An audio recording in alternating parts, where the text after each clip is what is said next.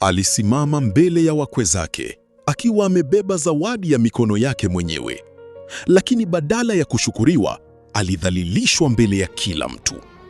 Hakuna aliyefahamu kwamba ndani ya muda mfupi, yule fundi maskini ndiye angekuwa mtu pekee ambaye familia hiyo ingemuhitaji ili kuokoa heshima na biashara yao. Je, Salum atalipa kisasi au ataonyesha tabia ambayo hakuna aliyekuwa akiitarajia? Usikose sehemu hii ya pili ya kusisimua. Baada ya Salum kuondoka nyumbani kwao Amina, ukimya mzito ulitanda sebleni. Hakuna aliyekuwa akizungumza. Amina alikuwa bado amesimama karibu na dirisha, macho yake yakimfuatilia Salum mpaka alipopotea nje ya geti lao. Kisha akatoka na kuja sebleni, moyo wake ukiwa umejaa huzuni. Hakuwahi kufikiria kwamba mtu aliyempenda angeweza kudhalilika kiasi kile mbele ya familia yake. Baba yake alivunja ukimya na kusema, "Nataka unisikilize vizuri, Amina. Sitakubali uolewe na kijana yule." Amina akauliza, "Kwa nini baba?" Baba akajibu, "Kwa sababu hana maisha ya kukulea, binti yangu." Amina akamwambia baba yake, "Au kwa sababu hana pesa?" Baba yake hakujibu kitu. Mama yake akaingilia kwa kusema, "Binti yangu, sisi tumekulea kwenye maisha mazuri. Huwezi kwenda kuishi kwenye nyumba ya kupanga yenye chumba na kaukumbi kadogo. Hayo sio maisha uliyoyazoea kuishi." Amina akavuta pumzi ndefu, kisha akasema, "Lakini mama, maisha mazuri siyo nyumba kubwa pekee.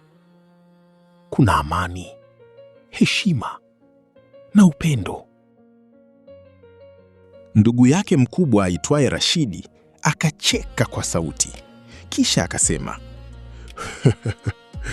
"Utajifunza baada ya miezi 6, wakati utakapokosa hata pesa ya kwenda saluni, ndipo utakapojua mapenzi siyo huruma." Kila mtu akacheka isipokuwa Amina. Usiku ule, Amina hakuweza kulala. Alikuwa akifikiria maneno ya Salum. "Sitakuwa tajiri leo, lakini sitamlisha mke wangu haramu." Hakujua kwa nini maneno hayo yalikuwa yanamgusa kuliko ahadi zote za wanaume matajiri waliokuwa wakimfuata.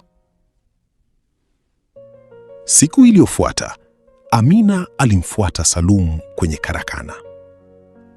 Alimkuta akiendelea na kazi kama kwamba hakuna kilichotokea. Salum alipomwona Amina, alisema, "Umefika?" Amina akajibu, "Ndiyo, nimefika. Samahani sana kwa kukuumiza kwa kukupeleka nyumbani kwetu." Salum akatikisa kichwa na kusema, "Hapana, usijali, ni sawa tu." Amina akamwambia, "Lakini walikudhalilisha." Salum akatabasamu kwa uchungu na kusema, "Amina, si mara ya kwanza kuitwa maskini mimi. Tofauti ni kwamba jana niliitwa hivyo mbele yako." Macho ya Amina yakajaa machozi na kusema, "Nisamehe mimi mpenzi wangu." Salum akasema, "Huna kosa, wala usijali. Kuwa na amani." Amina akamuuliza swali Salum, "Je, uko tayari kubaki nami maisha yako yote?" Salum akamtazama Amina kwa upole na kusema, "Nataka kukuuliza swali." Amina akamwambia, "Uliza." Salum akamuuliza, kama leo sina chochote, je, uko tayari kuanza maisha na mimi? Amina hakusita hata sekunde moja. Pale pale akajibu, niko tayari. Salumu akamwambia, lakini hujui tutalala wapi? Amina akajibu, popote nitakapoishi nawe ndipo patakuwa malalo yangu. Nimeridhika nawe kwa kila hali, muhimu upendo wako tu Salumu. Salumu alitabasamu kwa mara ya kwanza baada ya siku nyingi. Miezi michache baadaye waliamua kufunga ndoa. Habari hiyo ilipofika kwa familia ya Amina iliwakasirisha sana. Baba alisema wazi kumwambia Amina, kama umeolewa kweli na huyo mwanaume, usije ukarudi hapa kuniomba msaada wowote. Mama yake akaongezea, na usifikiri tutakuletea chochote kile au zawadi. Lakini Amina alikuwa tayari ameshaamua. Harusi ilikuwa ndogo sana. Hakukuwa na mapambo ya gharama, hakukuwa na ukumbi mkubwa, hakukuwa na magari ya kifahari. Marafiki wachache na majirani wa Salumu ndio waliokuwepo. Baada ya ndoa, walienda kuishi kwenye nyumba ndogo ya kupanga. Chumba kimoja, sebule ndogo na jiko lililokuwa limejengwa kwa saruji. Amina alipofungua kabati, alikuta kuna sahani 4 tu na vikombe 2, sufuria 2 na godoro 1. Alitabasamu na kusema, ndiyo maisha yanavyoanza, yote heri. Salum akasema kwa aibu, ninaomba univumilie, nitajitahidi tupate maisha mazuri.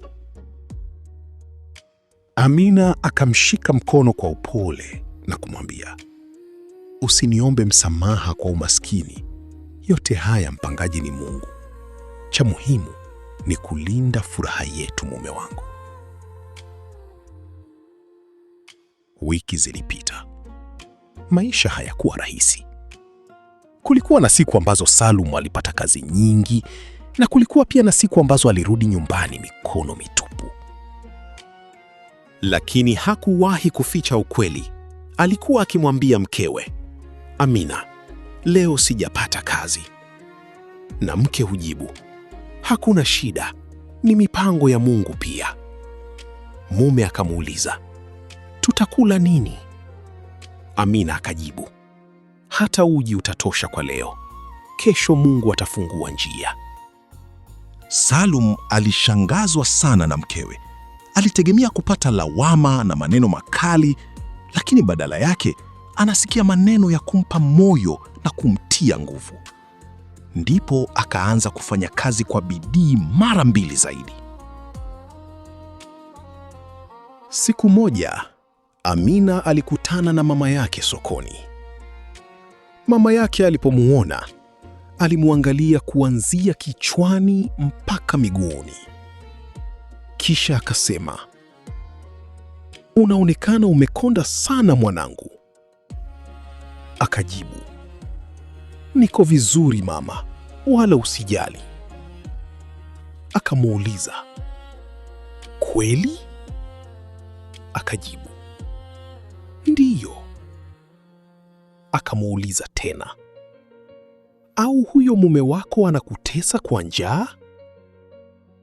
Amina akatikisa kichwa na kusema, hapana. Mama yake akatoa bahasha na kusema, hapa kuna fedha, lakini usimwambie mume wako.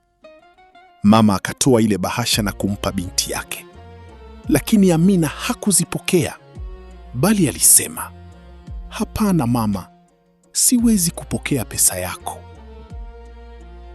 Mama akashangaa na kuuliza, kwa nini? Amina akamwambia, kama unataka kunisaidia, nisaidie mbele ya mume wangu. Sitaki kufanya jambo lolote kisha akawa yeye hajui. Mama yake alishangaa.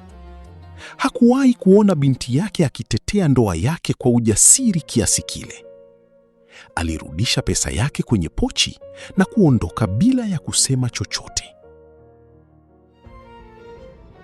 Mwezi mmoja baadaye, familia ya Amina iliandaa sherehe kubwa ya kuzaliwa kwa baba yake. Ndugu wote walialikwa. Amina na Salum pia walipata mwaliko. Walipofika, baadhi ya watu waliwatazama kwa dharau. Mmoja wa wakwe akamnong'oneza mwenzake, yule ndiye fundi aliyemuoa Amina.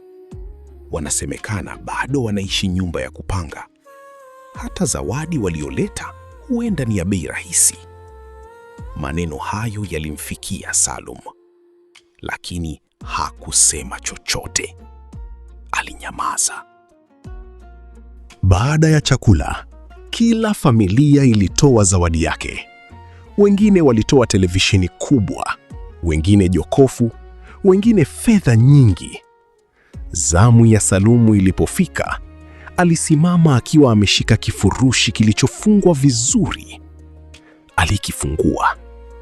Ndani yake kulikuwa na kiti cha mbao kilichochongwa kwa mikono yake mwenyewe, kikiwa na jina la baba mkwe wake limeandikwa kwa ustadi wa hali ya juu.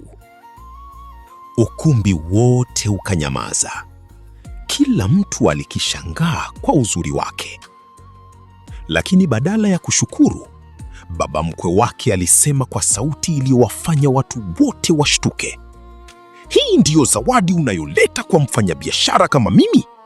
Unadhani sina uwezo wa kununua viti 100 kama hiki?" Uso wa Salum ulibadilika. Amina akahisi machozi yakianza kumlengalenga. Hakuna aliyejua kwamba maneno yale yangekuwa mwanzo wa tukio ambalo lingebadilisha kabisa mtazamo wa familia hiyo kuhusu Salum. Sehemu ya 3 ndiyo itakuwa ya kusisimua zaidi, ambapo familia ya Amina itaanza kukumbwa na matatizo makubwa ya kifedha, na ndipo tabia halisi ya Salum itaonekana. Mimi sisemi sana. Tukutane katika sehemu ya 3 ya simulizi hii kupata majibu ya yote yatakayotokea baina ya baba Amina na Salum kwenye ukumbi huu. Ciao.